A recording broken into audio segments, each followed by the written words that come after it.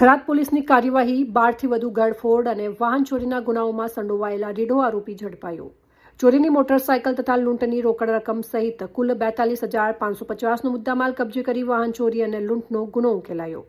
Tharad police station વિસ્તારમાં બનેલા લૂંટ તથા વાહન ચોરીના બનાવોને અટકાવવા અને વણુકાયેલા ગુનાઓનો ભેદ ઉકેલવા બનાસકાંઠા રેન્જના પોલીસ મહાનિરીક્ષક પરીક્ષિતા રાઠોડ, વાવ થરાદ જિલ્લા પોલીસ અધિક્ષક ચિંતન તરૈયાએ જરૂરી સૂચનાઓ આપી હતી। આ સૂચનાઓના આધારે વિભાગીય પોલીસ અધિક્ષક થરાદ વિભાગ SM વારોતરિયા, થરાદ પોલીસ સ્ટેશનના પોલીસ ઇન્સ્પેક્ટર AG રબારીના માર્ગદર્શન હેઠળ થરાદ પોલીસની ટીમે કાર્યવાહી હાથ ધરી હતી। થરાદ ટાઉન વિસ્તારમાં થયેલી મોટરસાયકલ ચોરી, વડગામડા ગામે બનેલી લૂંટની ઘટનાના અનુસંધાને પોલીસ ટીમે પેટ્રોલિંગ તેમજ શકમંદ ઇસમોની વોચ રાખી હતી। તે દરમિયાન ટેકનિકલ સર્વેલન્સ, હ્યુમન સોર્સ અને નેત્રમ પ્રોજેક્ટ અંતર્ગતના CCTV કેમેરાની મદદથી તપાસ હાથ ધરવામાં આવી હતી। તપાસ દરમિયાન પોલીસે અગાઉ 12થી વધુ ગળફોડ અને વાહન ચોરીના ગુનાઓમાં સંડોવાયેલા રીઢા આરોપીને ઝડપી પાડ્યો હતો।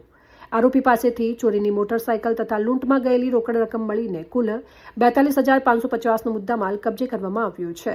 આ કાર્યવાહીથી થરાદ પોલીસ દ્વારા વાહન ચોરી તથા લૂંટના વણુકેલાયેલા ગુનાઓનો ભેદ ઉકેલી આરોપી વિરુદ્ધ કાયદેસરની કાર્યવાહી હાથ ધરવામાં આવી છે। પકડાયેલા આરોપીમાં ભરતભાઈ છગનભાઈ ઠાકોર, રહેવાસી નાનોલ, તાલુકો થરાદ, જિલ્લો વાવ થરાદ।